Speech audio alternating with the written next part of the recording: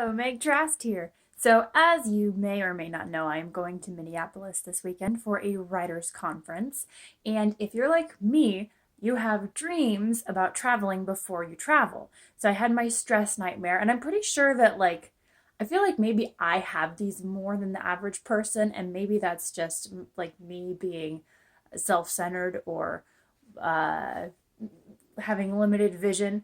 But I was homeschooled, so I missed out on years of like first day back to school jitters and nightmares. So I feel like this is making up for it.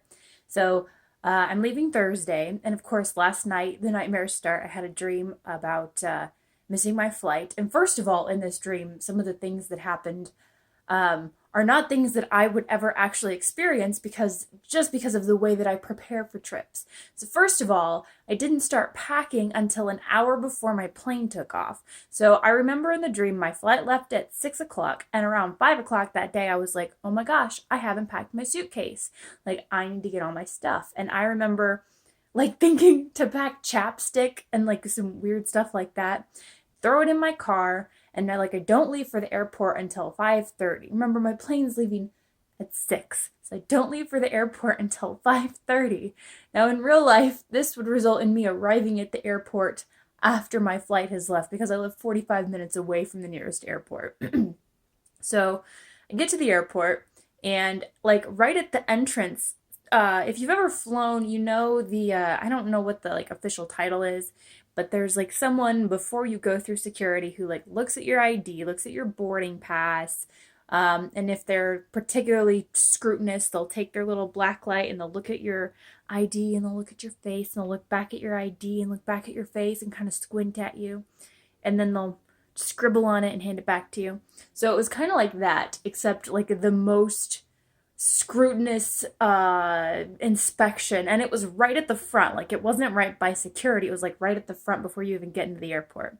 So we somehow magically arrive at 5:30, even though we only left the house at 5:30 because dream logic. And instead of like checking everyone's boarding passes, it's me and then three girls who are like 10 years old. I don't know, I'm a part-time nanny.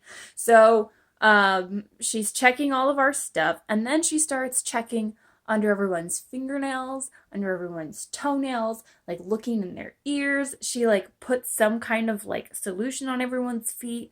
I'm like, I don't even know like what all she was looking for, like supposed to be doing, but this was like intense and checking for everything. And I'm watching the clock and I'm thinking, flights stop boarding 10 minutes before takeoff. So it's like ticking, ticking, ticking, and then 5:50 hits. And I'm like, oh my gosh, like we're still standing here. This lady's not even done. And for some reason, the girls like go through, even though we've like really already missed our flight. And so I'm like, I get inside and I'm looking for them. And I'm like, I hope they didn't go through security so that I don't have to like do that over and over at the different gates trying to find them. I found like some kind of rave in one section that was like had black lights, like flashing lights, but instead of rave music, it was like polka.